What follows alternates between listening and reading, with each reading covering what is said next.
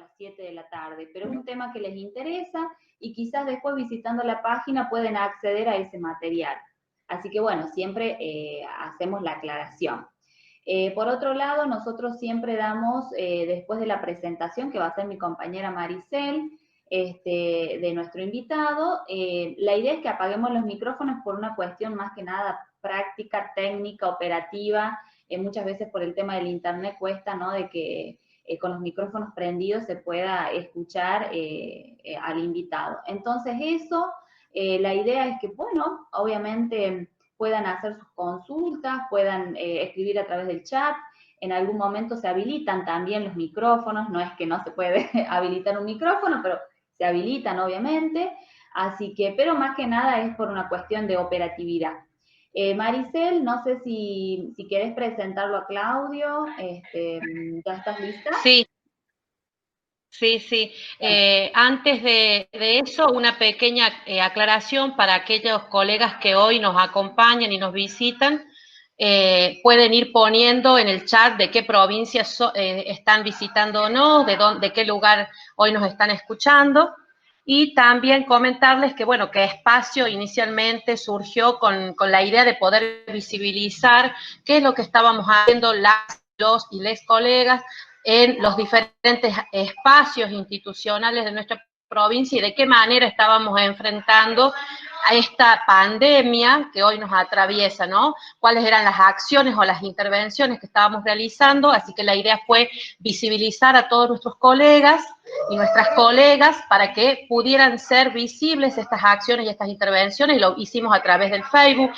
Pusimos semanalmente un flyer con el colega, con su foto, ¿sí? Y el área en donde estaba trabajando, principalmente porque había mucha gente en el interior de nuestra provincia que estaba solo, y vimos la necesidad de generar estas redes, y bueno, y creíamos conveniente generar este espacio. Bueno, bienvenido, ya sin más que contarles, bienvenido, ahí está ya Claudio preparado.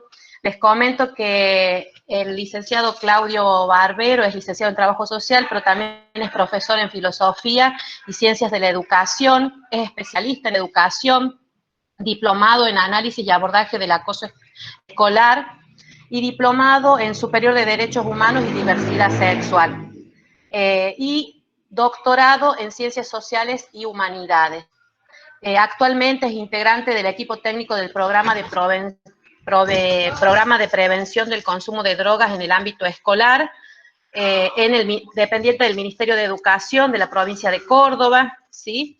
Y bueno, y tiene otros recorridos que más también él después nos podrá comentar. Yo simplemente voy a hacer así un recorrido rápido. Coordinador operativo de áreas de gestión de políticas en la Subsecretaría de Promoción, Igualdad y Calidad Educativa, subdirector de Fortalecimiento Socioeducativo de la Dirección General de Educación de la Municipalidad de Córdoba, ¿sí? Y ha sido docente en el nivel superior y en el nivel secundario.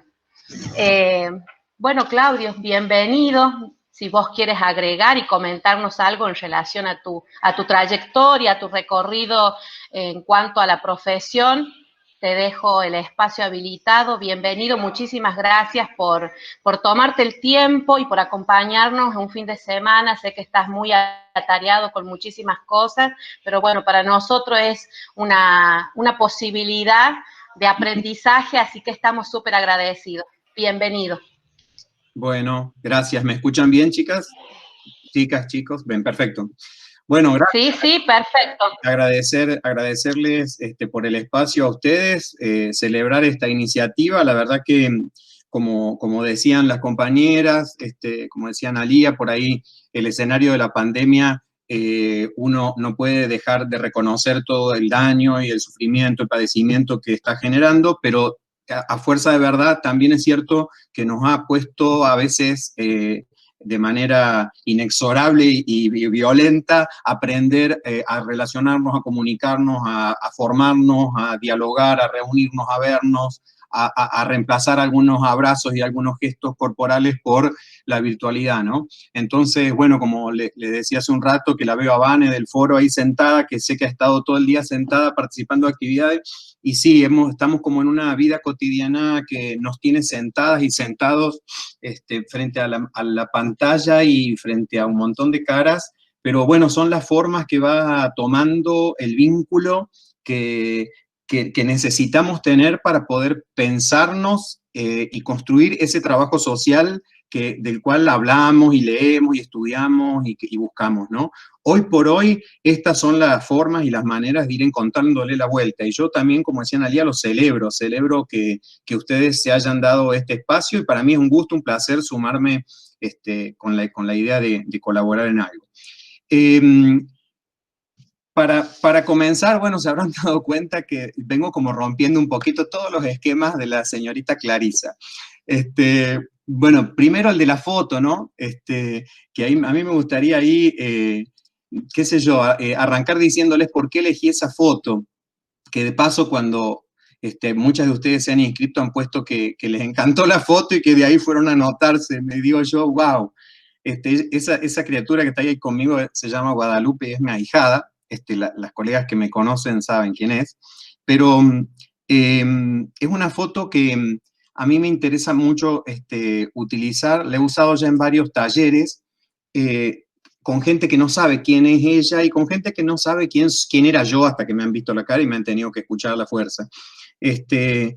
Y la he trabajado recortando la foto. Primero mostrando los labios míos solamente, o sea, un labio pintado de rojo, después mostrando la parte de abajo de mi cara, que es un mentón barbudo con los labios pintados de rojo, después mostrando mi rostro completo, que es el rostro de una persona ya reconocible, ¿no es cierto?, con las conclusiones que uno podría o no sacar, las presunciones que uno podría tener.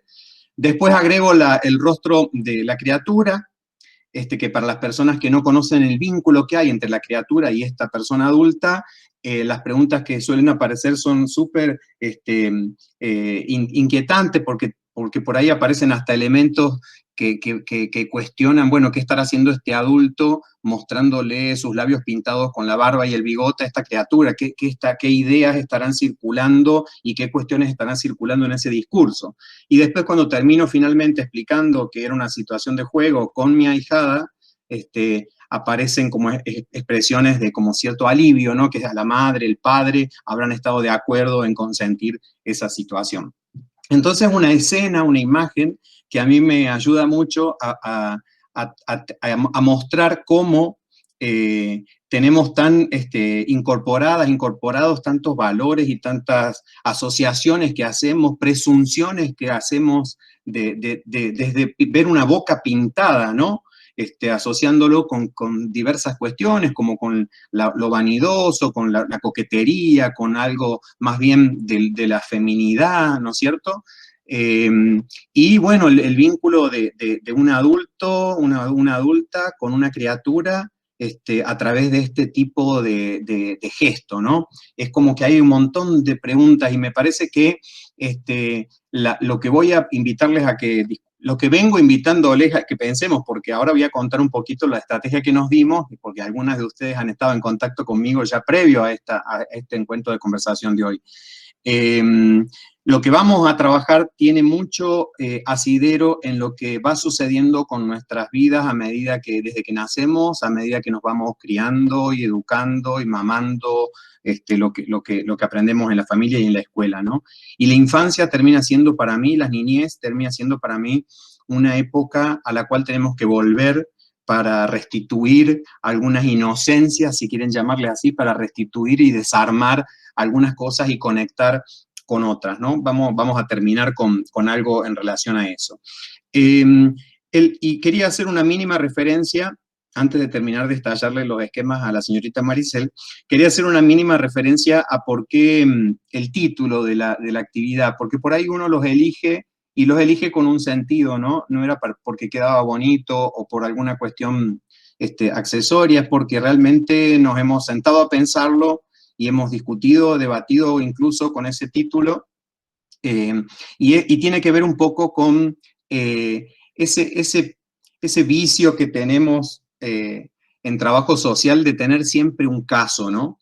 O una situación. Tengo una piba que tal cosa, tengo un pibe que tiene un consumo, no sé qué, tengo una familia que le pasó tal cosa. Siempre tenemos ahí algo, alguna subjetividad, que la tenemos ahí delante y que pareciera que a nosotros no nos pasa nada con todo eso, somos como de afuera, no, nada nos moviliza, no nos interpela nada, no nos provoca nada, simplemente describimos el caso, ¿no? Bueno, hoy la propuesta es que el caso es trabajo social. No quisiera que hoy hablemos como quien se coloca en el lugar de hablar de la sexualidad de otras personas o de aspectos de la sexualidad de gente, de casos, ¿no? El caso, hoy en esta conversación vamos a ser nosotras y nosotros mismos, ¿no? Para quienes conocen la ESI, que son varias de ustedes, varios, al menos en el formulario en el que se anotaron algunas, varias han puesto cuestiones sobre la ESI. Quienes trabajamos en ESI, hay un concepto que es el de las puertas de entrada de la ESI. Bueno, una de las puertas de entrada de la ESI, para mí, una de las más importantes y las más imprescindibles, es la reflexión sobre nosotras y nosotros mismos. Entonces, si como trabajo social, ustedes, yo, todas, todos, ¿no? No tenemos un nivel de reflexividad profundo acerca de la sexualidad en todas sus implicaciones, en los atravesamientos personales que eso implica, difícilmente logremos no solo entender o comprender lo que le pasa a otras personas, a otros casos, sino que muy probablemente tengamos intervenciones que no estén acordes no solo al derecho de existir que tienen las personas tal cual como son, sino a la normativa mínimo, ¿no? A un piso mínimo de derechos que la normativa en nuestro país establece afortunadamente y que lo tenemos que cumplir. Entonces, esta es la invitación un poco. Y en esa línea fue que se nos ocurrió con Clarisa pensar en provocarles anticipadamente al conversatorio. Y varias se han enganchado y me ha resultado muy divertido a mí también. Iniciamos primero con un formulario que no era obligatorio, ¿no es cierto? En ese formulario se han anotado 19 colegas, que no sé si estarán aquí hoy todas, espero que sí. Ahora vamos a abrir los micrófonos, ya vamos a ir rompiendo, estimada señora, todos los subesquemas. Pero las 18 personas que se anotaron en el formulario son trabajadoras sociales y había 2 estudiantes de trabajo social a punto de recibirse, pero con una variedad muy interesante de pertenencias laborales, ¿no? De salud, de educación, de desarrollo social, en el ámbito de la justicia, en hábitat, en ENIA. Me encanta eso porque claramente refleja una preocupación que debiéramos tener todas las profesionales, todos los profesionales de trabajo social. La sexualidad no es un asunto que tipo un gueto tienen que manejar algunas colegas que trabajan con población LGBTIQ, que trabajan en el programa de género de no sé dónde, que tienen un primo que es gay, entonces empatizan con estos temas porque... No, o sea, está todo bien lo anterior, uno puede trabajar y ser que su campo es directo de intervención, los géneros, si uno trabaja en un área de violencia contra las mujeres, por ejemplo. Pero digo, el atravesamiento transversal de la sexualidad hace que como profesionales del trabajo social, por lo tanto de las ciencias sociales, debamos manejar un nivel de reflexión mínimo sobre estas temáticas, ¿no? Y bueno, el panorama que se presentó en el formulario ese, cuando les pregunté si recordaban en su formación de grado alguna vez haber tocado el tema y en qué materias y qué temas, la verdad que el panorama es como muy desalentador, digamos, porque muestra que, y se han recibido todas las 18 colegas que se anotaron en el formulario, son todas colegas que han egresado en este siglo. En el siglo XXI, o sea, estamos hablando de una formación ya, el 70 y pico % a partir del 2010. O sea que son colegas recibidas en este último decenio, o sea, con una formación no tan que uno diría, bueno, previo a la reconstrucción. No, todas colegas todas colegas que han estado formándose en estos últimos 10 años, ¿no?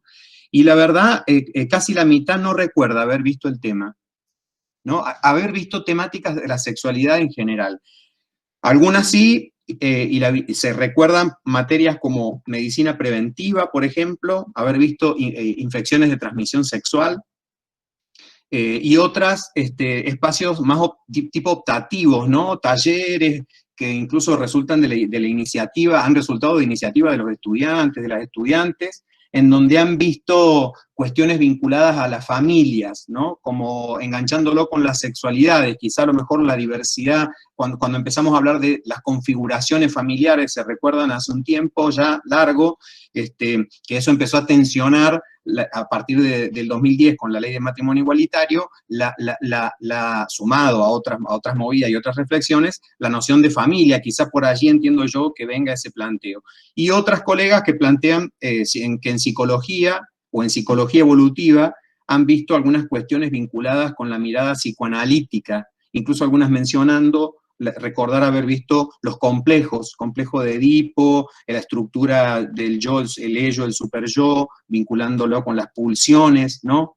Hay una sola persona, porque es estudiante, que menciona que ha visto algo de sexualidades y de identidades LGBTIQ, y hay una colega que se recibió en el 2017 que sí habla de que ha visto algo de género, pero en un espacio más como optativo, ¿no? O sea, los planes de estudio, esto como para hacerles una devolución acerca del formulario, ¿no?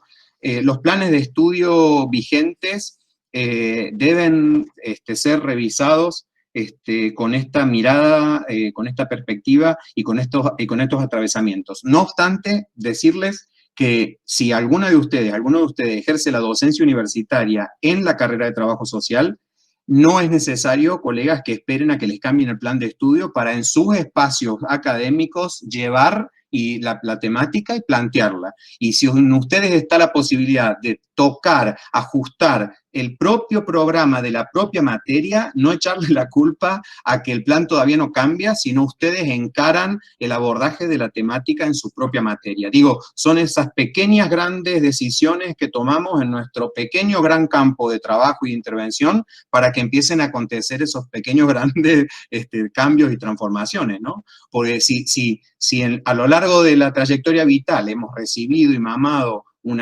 cierto bagaje de valores respecto de la sexualidad, ahí vamos a entrar ahora a esos temas, sí o sí en el grado, esto lo plantea el colega Larria Licea de la Federación Internacional del Trabajo Social, sí o sí en la carrera de grado debemos recibir una interpelación fuerte y una formación respecto de la sexualidad, las sexualidades. Sí o sí, no puede estar subsumida en un espacio optativo, no puede quedar al libre arbitrio de el gusto por el tema, y mucho menos quedar como una temática de moda. Hay una compañera que ha puesto que le parece un tema ¿cómo es que dijo?, de actualidad.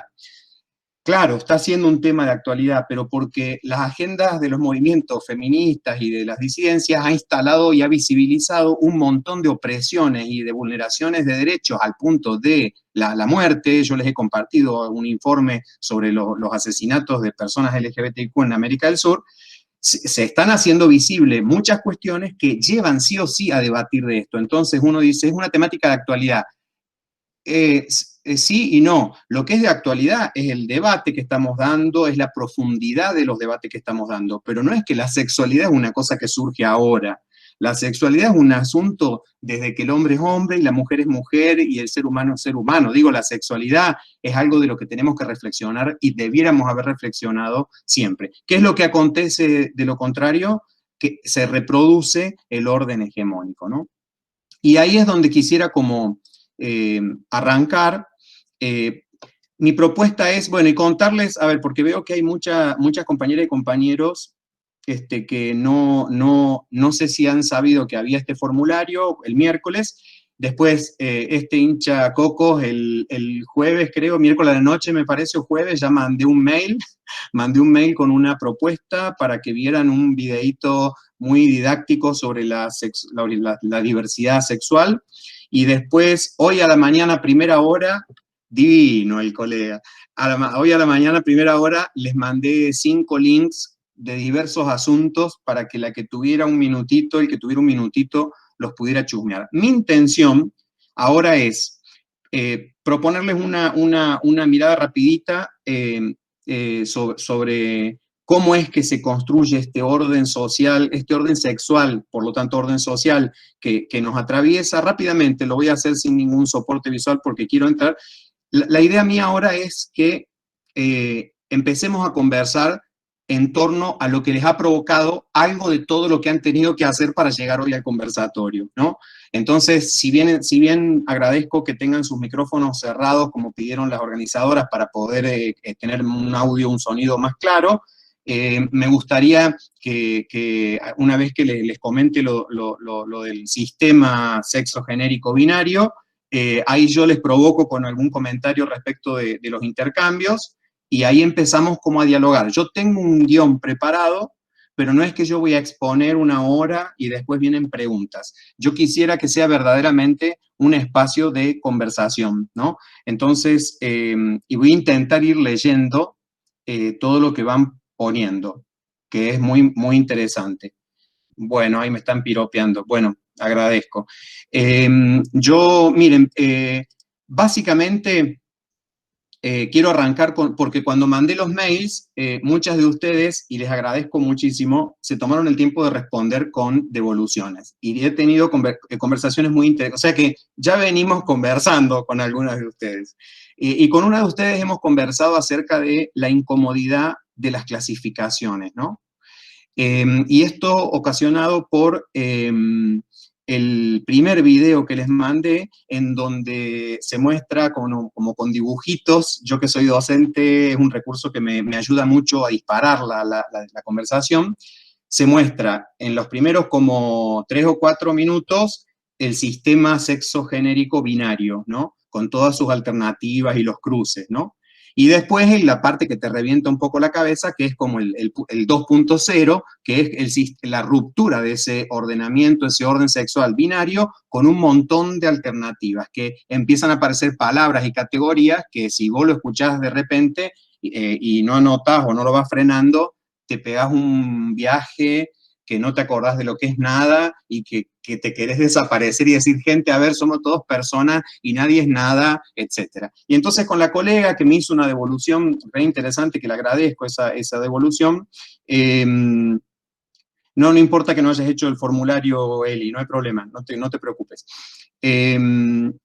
Quisiera arrancar con ese tema, justamente, ¿no? La incomodidad de las clasificaciones.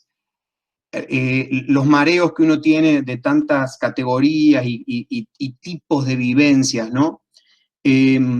Lo que sucede es que hay que, y en esto, arranco contando esto y después ya sí empezamos a abrir micrófonos y a conversar.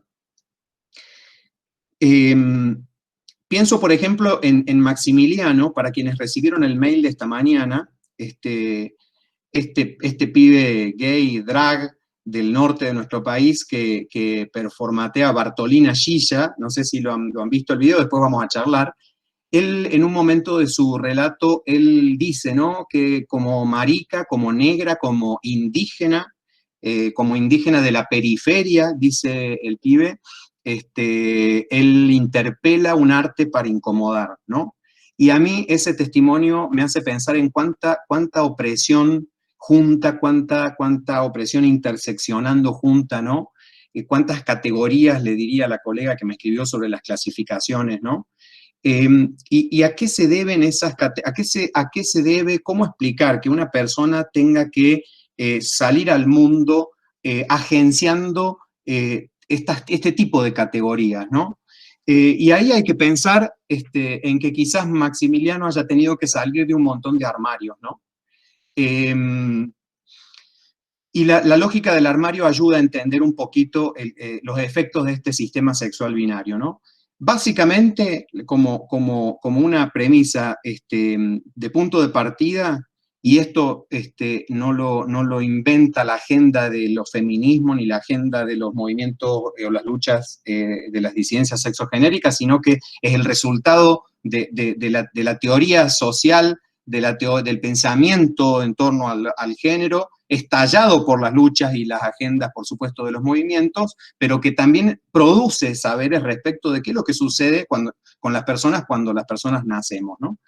Entonces, el dato del nacimiento es un dato de corporalidad, ¿no?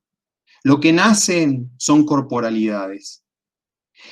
Y en el momento del nacimiento se construye el primer armario. ¿Saben cuál es el primer armario? El de la intersexualidad.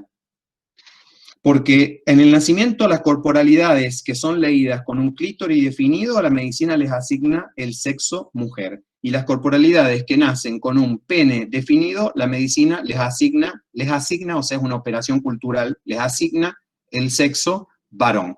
¿Qué sucede con el resto de las expresiones y variedades corporales que nacen? Al armario de la visibilidad. La medicina sigue haciendo cosas y eso lo pueden indagar. Se interviene quirúrgicamente, lamentablemente, hoy en día todavía, lamentablemente, y hay mucho activismo en relación a eso, solo que está muy invisibilizado, se intervienen la genitalidad a veces, la corporalidad, para, digamos, llevarla, iba a decir violentarla, es la palabra correcta, violentarla que concuerde con el clítoris definido o el pene definido. Ahí se construye un armario. Y de ese armario, con mucho tiempo después, logran salir algunas personas. Se estima que a nivel mundial, y esto es una estimación que ha hecho Interact, que es una organización que trabaja con ONU, que el 2% de la población mundial es intersexual. Probablemente muchas personas de ese 2% mundial, es más o menos el mismo porcentaje de las personas de cabello de color colorado, como para que tengan una idea. ¿Cuántas veces en su vida se cruzan con una colorada o un colorado? Bueno, la misma cantidad de veces se cruzan con una persona intersexual. Probablemente la persona ni lo sepa, o probablemente las pocas personas que lo saben por justamente los efectos nocivos que ha provocado todo ese tipo de intervenciones que son casi todas cosméticas, las únicas intervenciones quirúrgicas legítimas que deberían operarse en esos momentos al nacer son conectar el uréter para que la persona pueda orinar, que es uno de los casos en que sí o sí hay que intervenir si no está conectado el sistema urinario hacia el afuera, y colocar dentro de la corporalidad el órgano sexual si la criatura nace con la genitalidad expuesta, porque son las únicas dos situaciones que ponen en peligro la vida de la criatura. El resto son todas intervenciones cosméticas. Entonces digo, y que generan efectos, ¿no? En la sensibilidad, en la eroticidad, en la construcción corporal que hace esa persona con lo que hicieron de ella al momento de nacer. Entonces, ese es un primer armario, porque armario no es solo el del que salimos los gays, ¿eh? Hay un montón de armarios en este sistema. Otro armario, el armario de la identidad que no concuerda, la identidad de género que no concuerda con el sexo que asignó la medicina. Ahí viene el armario de las identidades trans, ¿no? O no binarias también. Es decir, si tu identidad de género, tu percepción de género se corre un poco de la que se espera que concuerde con ese clítoris definido o ese pene definido, por lo tanto, mujer, varón, al armario, es decir, a la invisibilidad, ¿no? Entonces, digo, la categoría, el agenciamiento a una categoría, a una clasificación, es el gesto necesario de hacer visible que hay una vivencia diferente a esa, ¿no? Entonces, digo, en ese ordenamiento hegemónico, el agenciamiento a una clasificación, a una categoría, es necesario para poder existir. Digo, a ese punto es el planteo de la necesidad de las categorías, y ya vamos a comentar los riesgos de las categorías, ¿no? Pero también otro armario, el armario, pensaba yo hoy, de las mujeres, los cuerpos gestantes, ¿no? Los cuerpos con capacidad de gestar, que no tienen el deseo de maternar. Pienso una chica de 30 y largos, 40, ¿no?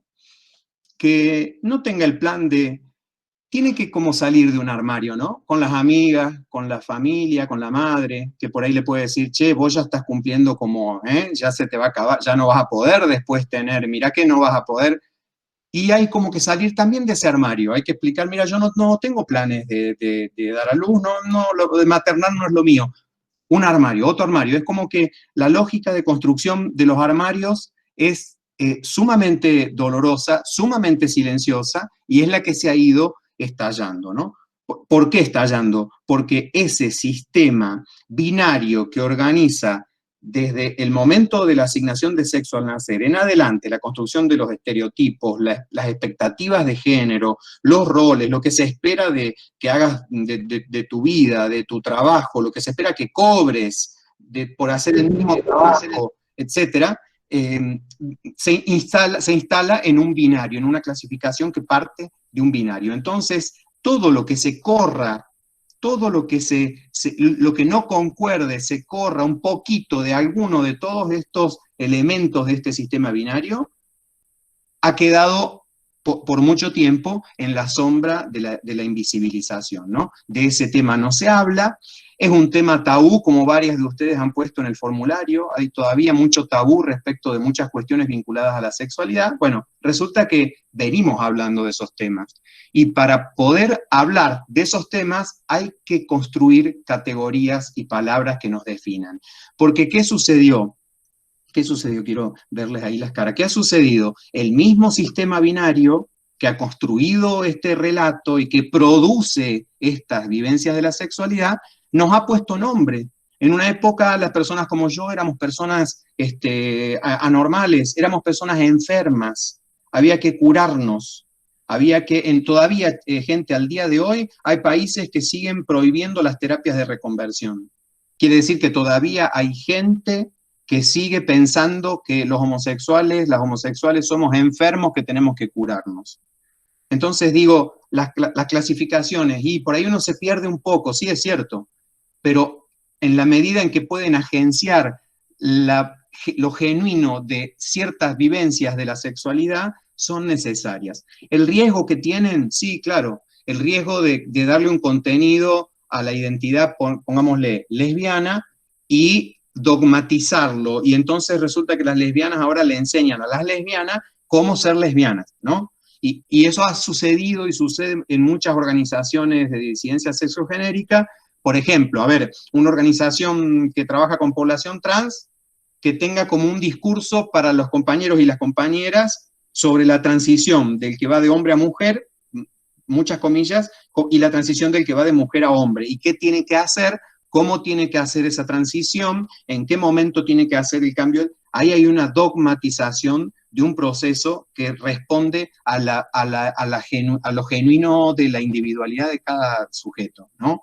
Entonces digo, puede haber acompañamientos, claro, y ahí hablándole a ustedes como profesionales de trabajo social, claro, dispositivos de acompañamiento para recorrer esos caminos, pero no recetas sobre cómo tiene que hacer la transición una persona, mucho menos si nosotros no hemos vivenciado ese camino, mucho menos.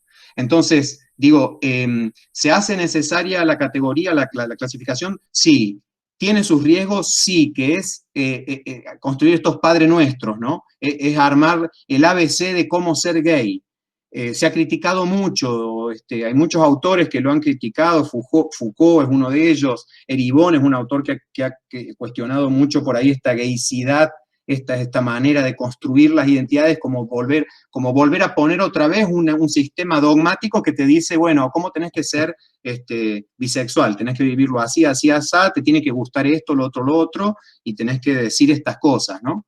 Bueno, digo, son los efectos de un sistema arraigado y un sistema de ordenamiento de la sexualidad hecho cosas, lo respiramos, gente, respiramos el sistema cis hetero normativo, lo respiramos, es como el agua para el pez ni sabe que está en el agua, pero el agua está ahí, la cis heteronorma está ahí, está hecha cosas, está hecho baños en los edificios públicos, está hecho baños, uno va a hacer caca a un edificio y antes tiene que recordar si es varón o mujer. Lo digo, perdónenme la crudeza, pero digo, uno no va al baño a hacer memoria de su género, uno va al baño para hacer pizca, lavarse la cara, limpiarse una suciedad en el brazo. Es tremendo cómo está hecho cosas, el sistema hegemónico está hecho cosas, y está hecho personas, está hecho subjetividades, lo hemos incorporado en la familia, y claro, si hemos concordado en nuestras vivencias con lo que ese sistema espera, estamos en una cierta posición de privilegio, y no hay que tomarlo mal a esto, en una posición de privilegio de que para poder ser y vivir lo que somos y vivimos, no tenemos que explicarle a nadie nada. Muchas de ustedes, ahí en una de las preguntas que les hice en el formulario sobre si tuvieron que hablar con alguien de alguna cuestión de la sexualidad, la mitad no respondió nada, no contestó nada. Y de la mitad que contestó sí, algunas contestaron sí, pero en algunos grupos reducidos, o con algún familiar, o con algunas amigas, ¿no? Y ni siquiera sé de qué tema será, ¿no? No sé si es de orientación sexual o de qué tema, pero digo, a ese punto, digamos, la dificultad que tiene para quienes tenemos una vivencia de la sexualidad en cualquiera de sus componentes que no concuerda con ese sistema binario, que tenemos que encontrar palabras y entornos en donde nuestro testimonio, nuestra vivencia sea escuchada con respeto, no sea prejuzgada y sea acompañada, ¿no?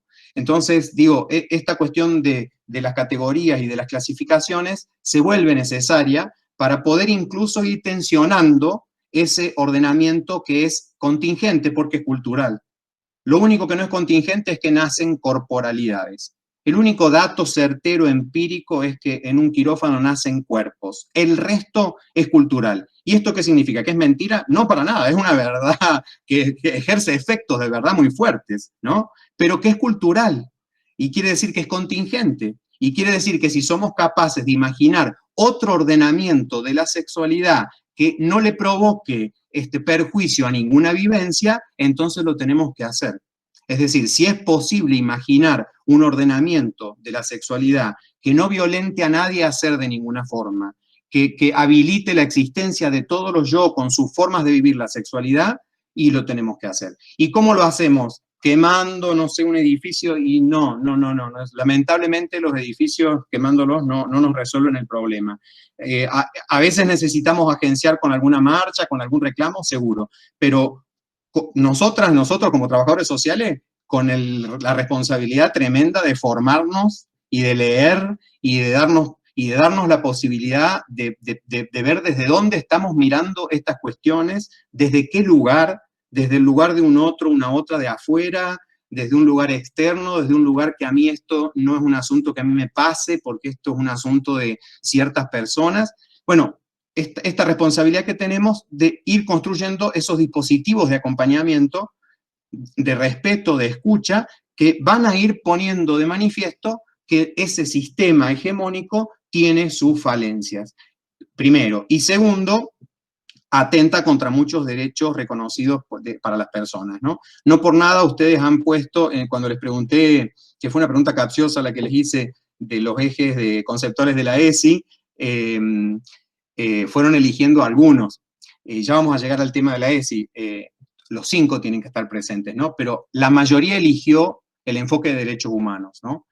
Y me parece genial, ¿por qué? Porque hay casi como algo tan del trabajo social, identificar que hay un piso de derechos humanos que no podemos dejar de leer y debajo del cual nuestras intervenciones no pueden estar, porque somos sujetos de denuncia ante nuestros colegios, hemos jurado una matrícula por esa ley federal de trabajo social, por lo tanto, la defensa irrestricta de los derechos humanos es un piso para nosotros. Hay asuntos que no están sujetos a disenso. ¿Me explico? Es decir, hay un acumulado de consensos que se han devenido en normativa que ya no están más sujetos de discusión. No podemos discutir si estamos de acuerdo sobre las lesbianas o no. No podemos discutir eso. Y si en una intervención nos sentimos inseguras o inseguros, o por ejemplo tenemos una visión sobre las identidades trans, que para nosotras resulta que eso recién se define después de la pubertad, vamos a decir una barbaridad, ¿no? Bueno, si yo tengo esa visión y yo reconozco que tengo esa mirada de estas realidades, me debo correr de cualquier situación de intervención profesional y debo pedir supervisión o reemplazo por otra colega, otro colega o por otro profesional que esté acorde a la normativa vigente. Porque incurro en una falla ética tremenda, ¿no? No es una cuestión opinable, ya es un acumulado de consensos que ha tomado forma de normativa. Entonces, las cuestiones que les vengo planteando del ordenamiento social son discutibles, las ciencias sociales están avanzando y abonando mucho esto que les vengo planteando, pero la normativa es como un piso, es como que ya, y debajo de eso ya no hay changüí para nadie, digamos, ¿no? Debajo del piso normativo no podríamos sostener ningún acompañamiento. Que haga volver, que haga la reconversión, que le mande a terapia, que patologice. Tenemos una ley de salud mental que prohíbe cualquier tipo de presunción con el mero dato de la elección o la identidad de género. Está en la ley de salud mental. No se puede emitir un diagnóstico de patología mental solo sabiendo que yo soy gay, que ella es lesbiana o que la persona es trans porque me trajo un DNI y después me dijo otro nombre. Con ese mero dato, uno incurre en un delito si uno emite un diagnóstico presuntivo de patología de salud mental a la persona. Digo, hay una normativa que ya nos posiciona en ese piso, ¿no? Y por eso digo, los dispositivos de acompañamiento los tenemos que ir pensando haciendo base en esa normativa, pero aspirando, como digo, siempre a construir entornos saludables en donde todas y todos podamos ser, digamos, ¿no? Y existir así como lo vivimos y lo expresamos, ¿no?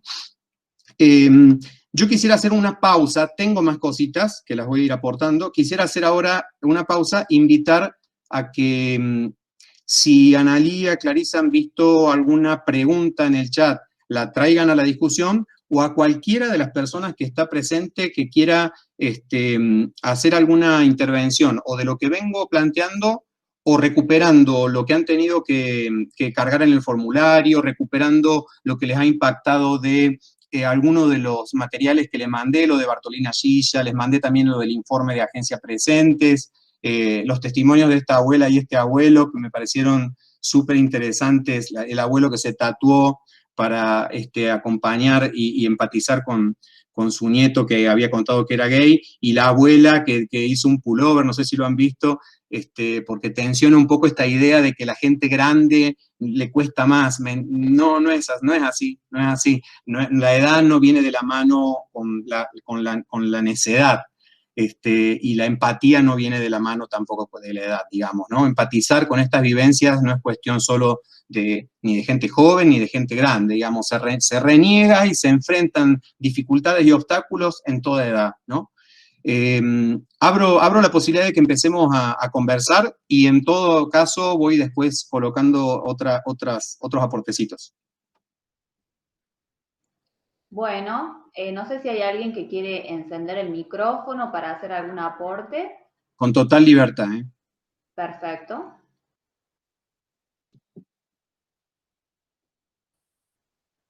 En el chat, mientras tanto te voy contando, Claudio, en el chat, bueno, por ejemplo, Lidia Bando nos dice que en su formación académica no tiene, hablando un poco, ¿no?, de la formación, sí en psicología evolutiva, me interesa el tema porque tengo hijos de 13, 14 y un hijo de 17 años.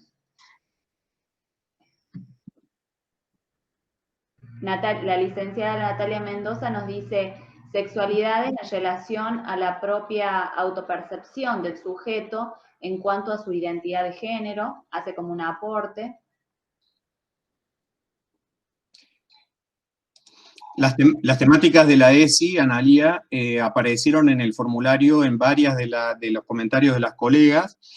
A mí me parece que es fundamental manejar la ESI como un dispositivo socioeducativo que no solo sirve para trabajar en las escuelas o en el campo de la educación. Esto lo venimos conversando con varias colegas ya, y es algo que me parece fundamental. Es decir, para no creer que la ESI es algo de las trabajadoras y trabajadores sociales que están en la escuela, ¿no? Solamente. Sí, es una ley, la 26150, que hace del 2006 que está aprobada y que, bueno, pone en la obligación a nivel federal el trabajo de algunas cuestiones. Se elaboraron en el 2008 los lineamientos curriculares y hay que trabajarlo. El asunto es que ese dispositivo se convierte como en un piso normativo. Lo ilustro. En la ESI, en sala de 3, 4 y 5, es decir, en el nivel inicial, hay que trabajar como contenido innegociable, está en la resolución 340 del Consejo Federal, la diversidad de familias. Es decir, ustedes quieren testear si sus nietas, nietos, sobrinos, hijas, hijos, en la edad del nivel inicial están trabajando la ESI, pregúntenle qué es una familia. Dibujale a la mamá, al tío, a la tía, dibujale una familia. Y si aparece mamá, papá y dos nenes, una nena y un nene, todo entre comillas, y a lo mejor yo iría al jardincito a preguntarle a la seño, che, seño, ¿están trabajando diversidad familiar? Digo, no es solo una cosa de escuela. Uno No, pensa... pero es verdad, eso díselo. Hola, Hola, yo hola. quiero hacer una pregunta. Sí, hola, Karina. Claudio, Karina, ¿sos ¿cómo vos? estás? ¿Cómo te va? Sí, sí, soy yo. Sí, sabes que yo no tuve la posibilidad de ver los videos, que seguramente me lo habrás mandado a mi correo, porque yo fui una de las que llené el formulario, Sí, el sí. cuestionario, perdón.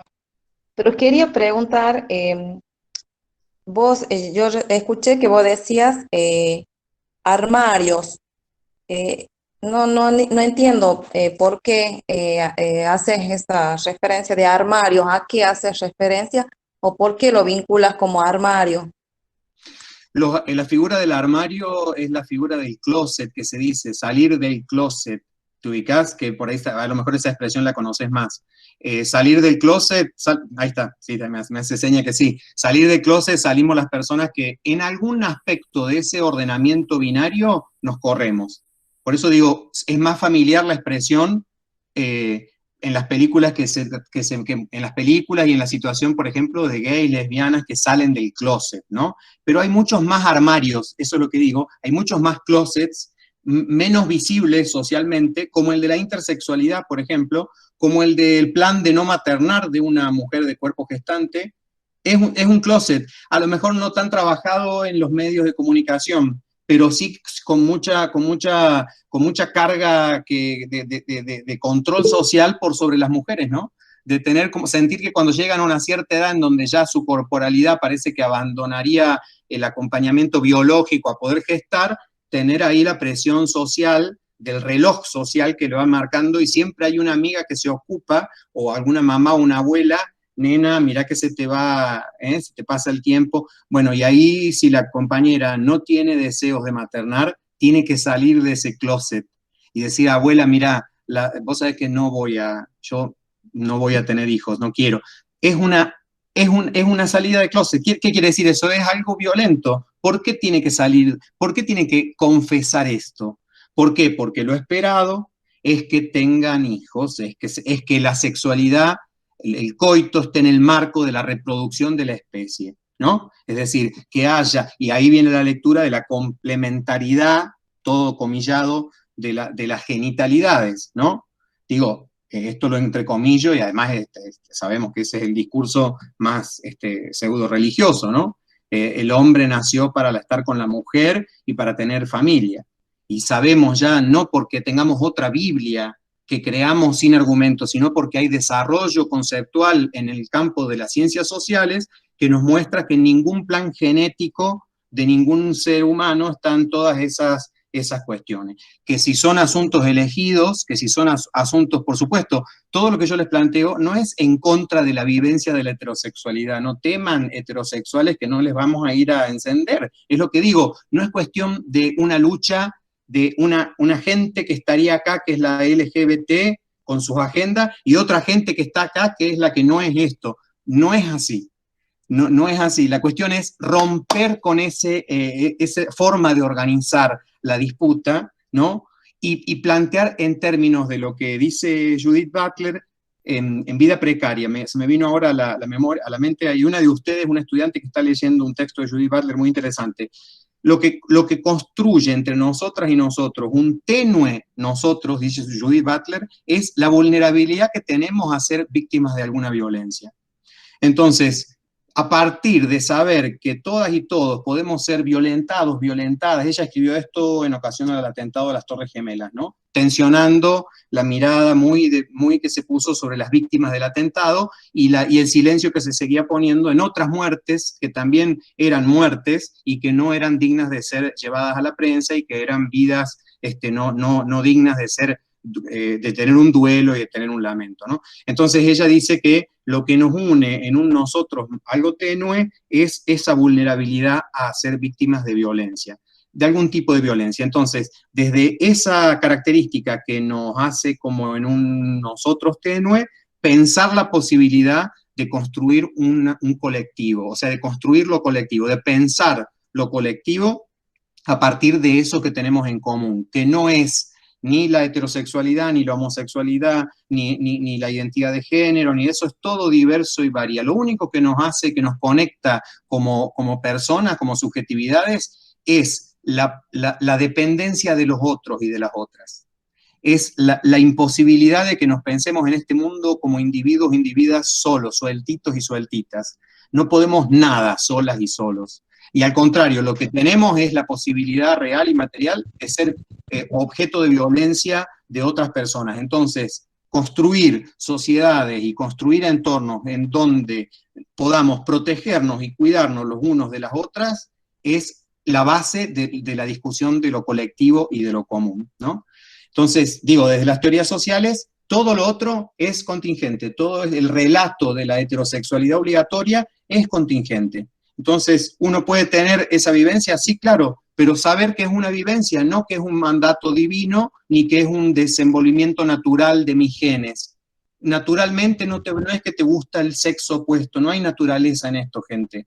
Lo único natural, y todavía, entre comillas, porque la antropología lo discute, es las corporalidades que nacen.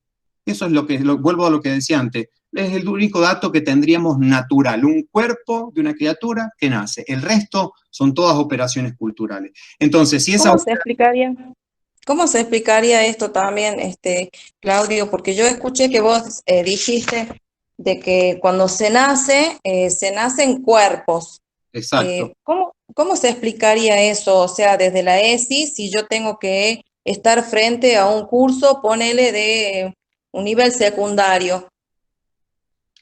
¿Cómo se explicaría que nacemos cuerpos? Como lo acabo de explicar yo, porque los chicos entienden mucho más fácil que nosotros. Nosotros tenemos la cabeza tan formateada.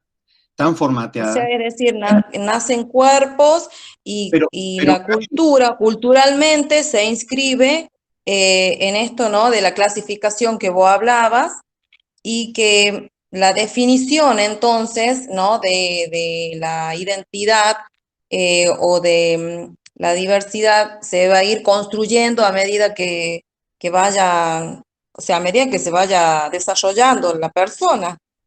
Claramente, con esos planteos nosotros interpelamos visiones construidas no solo en las familias de las pibes y las pibas, sino en las instituciones educativas.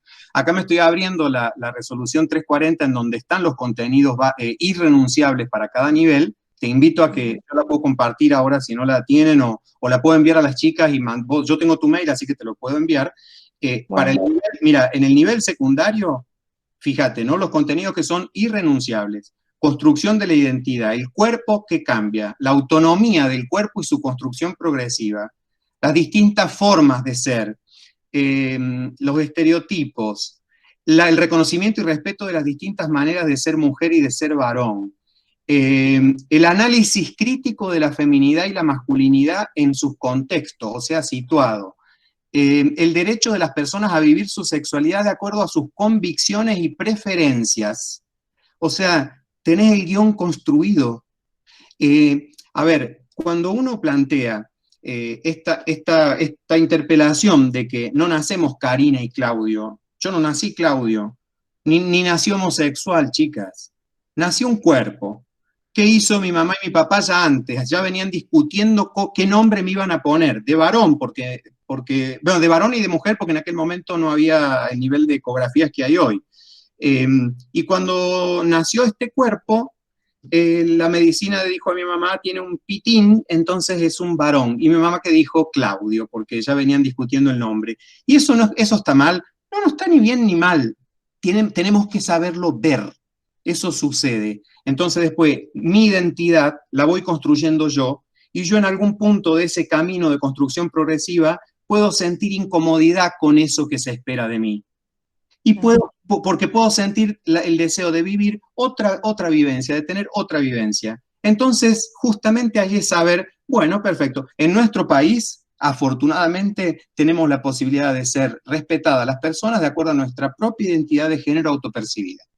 Entonces, digo, no es que hay que dejar de ponerle nombre a las criaturas. No es eso. Es saber que cuando uno pone un nombre, uno deposita expectativas, ¿no?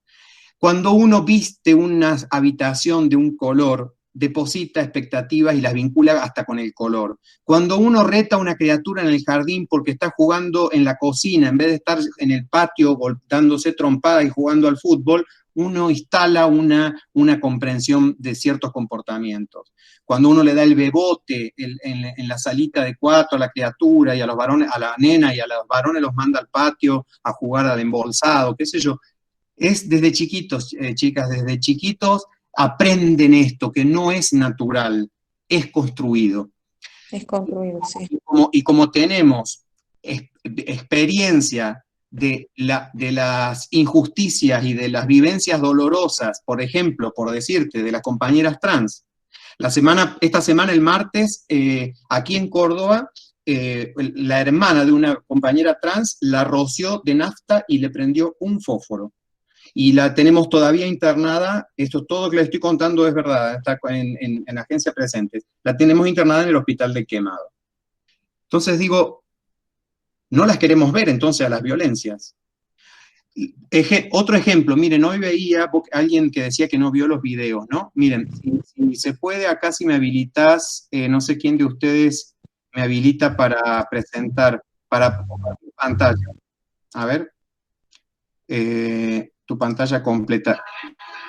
¿Puedo hacerlo? Fer, sí, si lo podés compartir. Bien. Fernando, creo que te puede habilitar. Ahí está. Díganme ustedes si están viendo la pantalla mía, ¿sí? Sí, bueno, sí, se ve, Clau. Bueno, miren, uno de los videos que les... Hay un audio que se está escuchando. Uno de los videos que les compartí esta mañana es el testimonio de los papás de Tiziana, esta niña trans de Salta, ¿no? El testimonio es muy, muy impactante, es un video de 7 minutos. No sé si alguno de ustedes se tomó el trabajo de leer los comentarios de la gente abajo. Esto para lo que me preguntaba Karina, ¿no? Miren, el testimonio es de la mamá y el papá de Tiziana, una nena trans, que había sido de nombre Tiziano hasta que la criatura expresó su identidad, y los papás con mucho dolor, con el enfrentamiento de otros familiares, con incluso intervenciones de otros profesionales que pusieron en duda toda la cuestión, la apoyaron y la nena hoy es feliz. Fíjense los comentarios. La madre me da miedo, no sé qué tiene, pero algo no me cuadra. Me da tristeza cómo pintan todo para que parezca bonito. La realidad de ese pobre niño debe ser muy triste. Lo tratan como un niño, ¿no? Por ejemplo, y aun cuando fuere viejo no se aparta. Proverbios 2, hay una persona que cita la Biblia, instruye al niño en su camino y aun cuando fuere viejo no se apartará de él. Miren este otro comentario, da la impresión de que la mamá quería una nena a como dé lugar y lo fue manipulando y el papá con cara de tarado aceptó lo que la mujer hacía con su hijo. A los 4 años, dice otra persona, odiaba el color celeste, una edad a la que según la psicología aún no se desarrolla la sexualidad de un niño. Esto es una farsa, el que va a salir lastimado es Tiziano. Y yo, chicas, puedo seguir hasta las 10 de la noche leyéndoles, quiero dejar de compartir, leyéndoles, ahí está, leyéndoles esos comentarios, uno más doloroso que el otro. ¿Y por qué lo compartí? Justamente por lo que me preguntaba la compañera, que se me fue ahora, no, de estar por allí, de esto de los armarios y de por qué hablar abiertamente de estas cosas. Y porque justamente en el sentir social, en la visión que la gente tiene todavía al día de hoy, en la visión de algunos medios hegemónicos más del interior, que por ahí todavía reproducen, que ni siquiera tienen incorporado el discurso políticamente correcto, porque hay algunos medios que tienen el discurso políticamente correcto incorporado, pero que uno se da cuenta de que todavía promocionan o hablan de estas temáticas desde un lugar muy sesgado, ¿no? Se sigue reproduciendo todo eso. Imagínense lo que es no tener el tupé de no medirte a hacer ese tipo de comentarios, que vos creas que podés decir esto así por el mundo suelto y suelta y que nada pase. Es tremendo. Eso a personas como yo nos hace pensar que cualquier momento, alguna noche, en cualquier esquina, me agarran con un bate y me desnucan por el mero hecho de que yo ando de la mano con otro tipo. Digo, es así de crudo. Entonces, realmente hay que tener tanto cuidado de plantear estos temas en la ESI, en la escuela. ¿A qué le temería uno de hablar de estas cosas si tiene la ley 2650 y los contenidos irrenunciables, que hay que trabajarlos, hay que hablarlos, hay que ponerle palabra, hay que ilustrarlo, hay que sensibilizar, hay que dialogar con esas familias, seguro, pero los tenemos que hablar porque la realidad nos está mostrando que las vivencias que no se sujetan a esa estructuración binaria de la sexualidad, no la pasan bien. Entonces, ese ordenamiento social que es contingente lo tenemos que interpelar. Y desde trabajo... Yo estoy de acuerdo que vos, Claudio, sí está bien que hay que hablarlos porque justamente la realidad, la sociedad nos va mostrando día a día, ¿no? Todos estos tipos de cambios. El tema es que por ahí cuando uno habla de estos temas, por ejemplo, los papás, ¿qué hacen? ¿Me entendés? O sea, te atacan como diciendo, o sea, como que uno está promocionando todos estos cambios en el chico o en el alumno, ¿me entendés? O en el adolescente.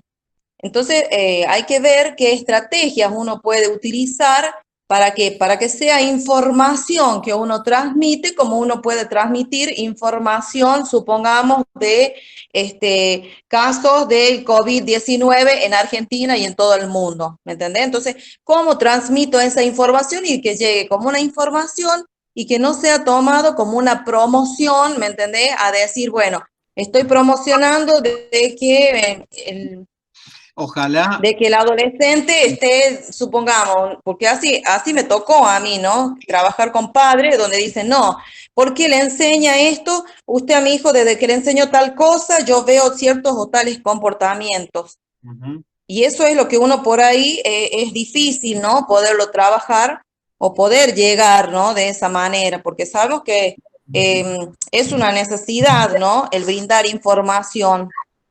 Lo que pasa, ¿sabés qué es, Cari? Que no es solo brindar información, es pincelar un mundo posible. Porque cuando vos contás cuánta gente se contagió de COVID, es el dato empírico que está ahí afuera y nada, no es comparable. A ver, te lo ilustro de otra forma. Si yo en la escuela secundaria a una Karina me hubiera contado sobre las vivencias de la homosexualidad, a lo mejor no hubiera salido del closet a los 30 años, sino a los 17, y no hubiera hecho la vida que hizo, hubiera hecho otra vida. No me quejo igual de lo que he hecho, pero digo, pincelarle a las pibas y a los pibes estos mundos posibles es crucial, porque a veces esas vivencias en sus casas son hostigadas, lo comenta el informe que también les pasé de Agencia Presentes. Uno de los lugares en donde son víctimas de hostigamiento y de violencia las identidades LGBT es su propia casa. Es tremendo. Las compañeras trans adultas han tenido que huir de sus provincias, porque han tenido que huir de sus familias que las han golpeado a punto de matarlas. Ha habido ejemplos en estos días. Entonces, la discusión, el debate con esas familias no es solo brindar información. Primero que hay que conocerse, como te digo, el marco legal, porque al ser empleados del Estado tenemos normas que cumplir y no es que vos vas como Karina se le ocurrió que ahora, no, Karina tiene clara lectura del marco legal que organiza la ESI como dispositivo educativo. La ESI misma prevé que hay que también dialogar con la familia, respetando su idiosincrasia, ¿no? Porque tampoco es ir a atacar a la familia.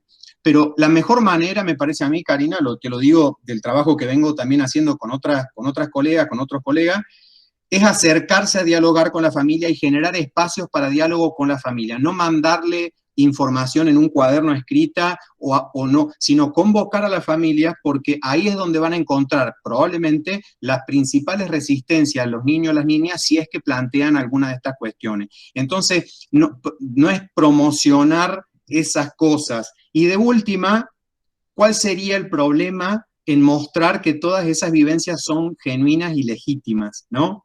Porque no estás promocionando un delito. Vos me dijeras que estás promocionando que una criatura le robe los lápices a la cartuchera a la otra, yo te diría, y sí, yo voy como papá y te cacheteo. Pero ahora vos estás promocionando, entre comillas, una vivencia de la sexualidad que tiene derecho a existir y a ser, ¿no? Y más aún, si presuponemos que hay algún tipo de vulneración del derecho a ser y el derecho a la identidad en esa familia, ahí 26061, Sistema de Protección de Derechos, somos corresponsables en la escuela de alertar al sistema de protección. Si, por ejemplo, a vos un papá viene y te dice, a mi hijo vos no le volvés a decir más esto de que se puede poner una pollera y que él puede ser una mujer porque lo voy a cagar a trompada en casa cuando llegue. Vos ahí tenés una clara sospecha para pensar una intervención de que en la casa esa criatura está viviendo una violencia, una vulneración, ¿no? Entonces digo, pararnos firmemente en los dispositivos normativos, que no son suficientes, claro, porque no nos dan receta.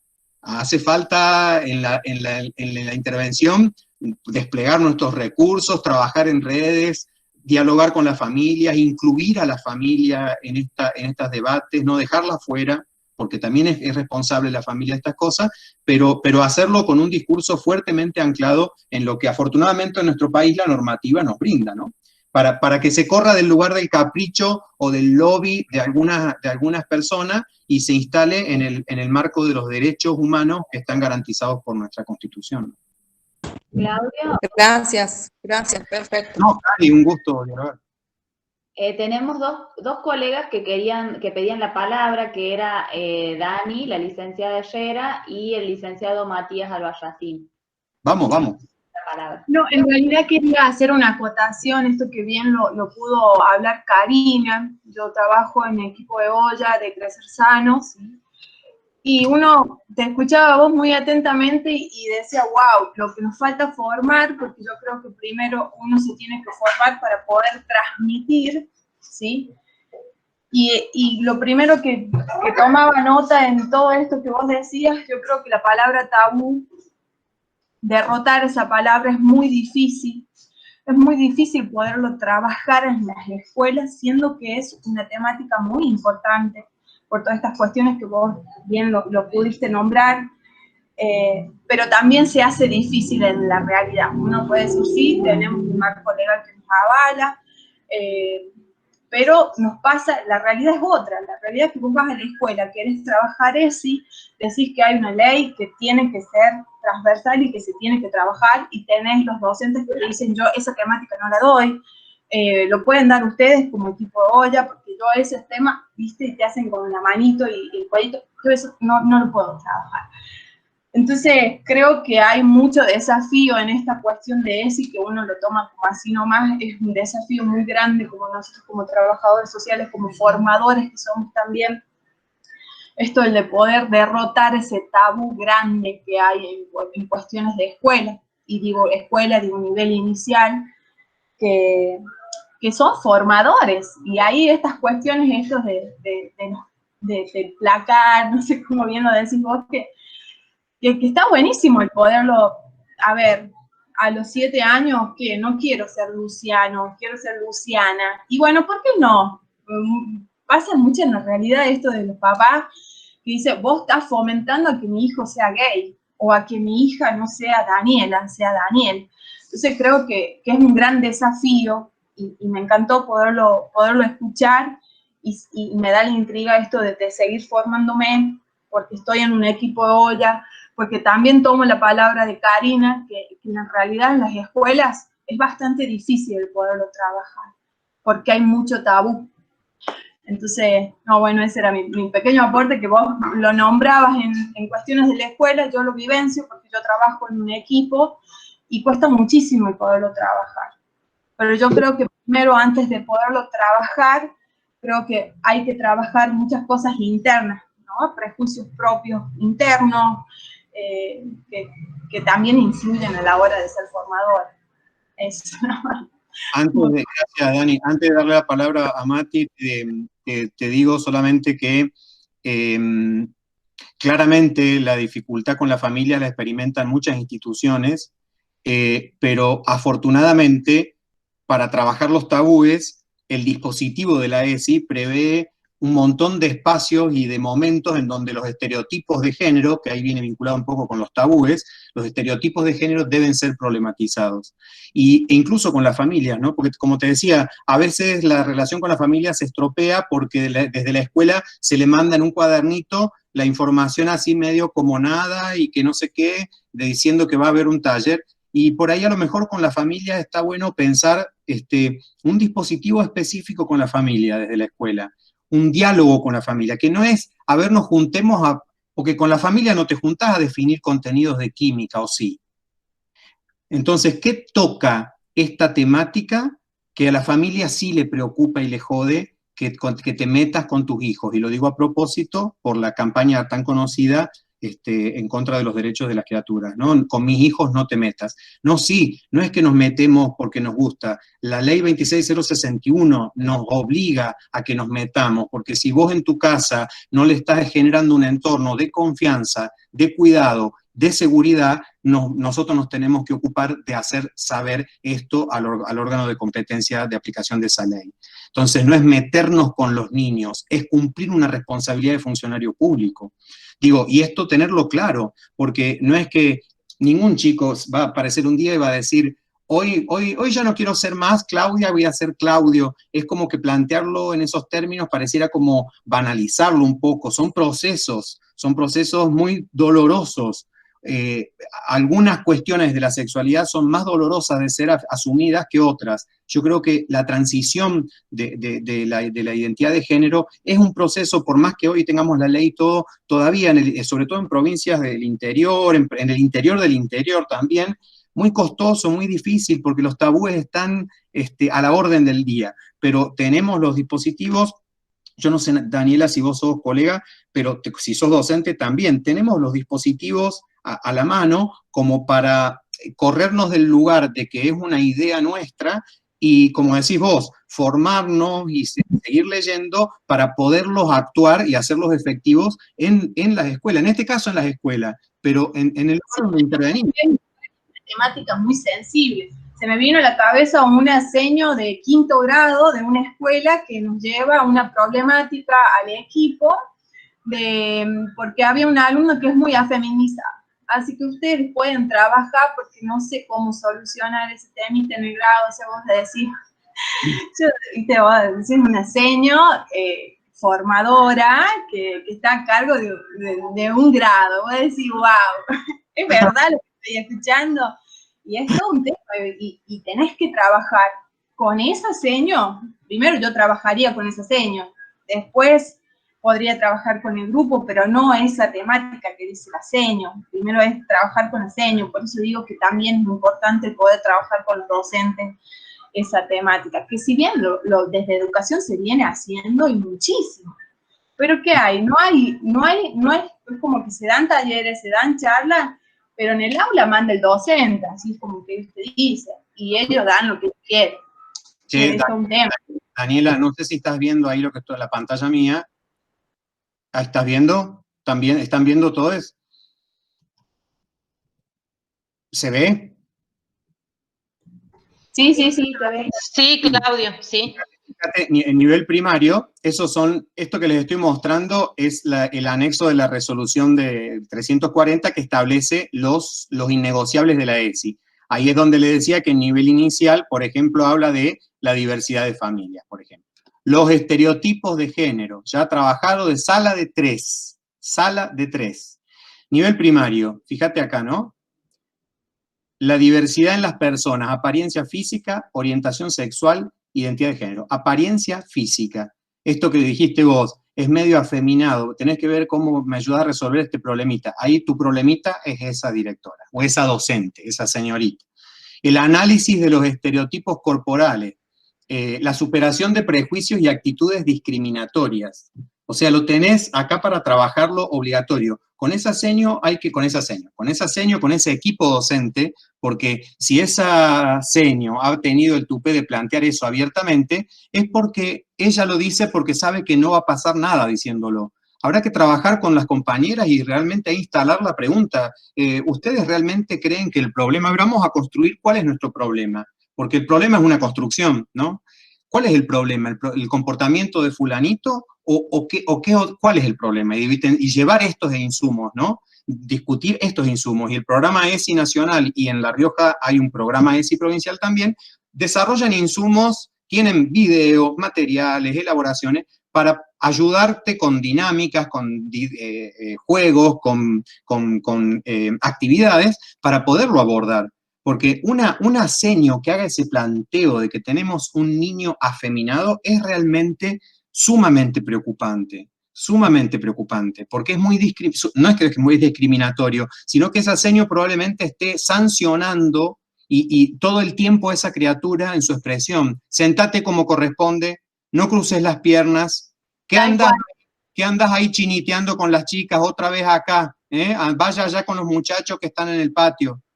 Así como lo decía, esas cuestiones, cuando le hablábamos, a ver, señor, usted trabajó con ESI, le preguntábamos, y ella nos decía esto, de que siempre censurándolo, obviamente que ella no lo tomaba como censura, sino llamados de atención, de que se siente bien, de que habla un varón, de que no baile como una mujer, porque a él le gustaba danzas clásicas.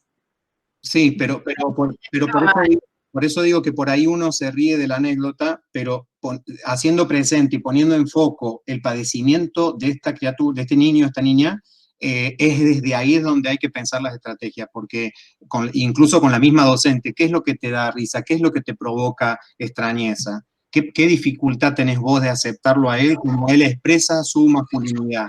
¿No? Bueno, eso me parece, discúlpame Claudio y Daniela, eso también me parece importante. A ver, ¿qué le pasa a esta maestra que la mueven estas cosas? Eso también es importante que sepamos, porque también es una persona, y esto, lo que vos dijiste al comienzo, es sumamente importante, volver al niño interior de cada uno de nosotros.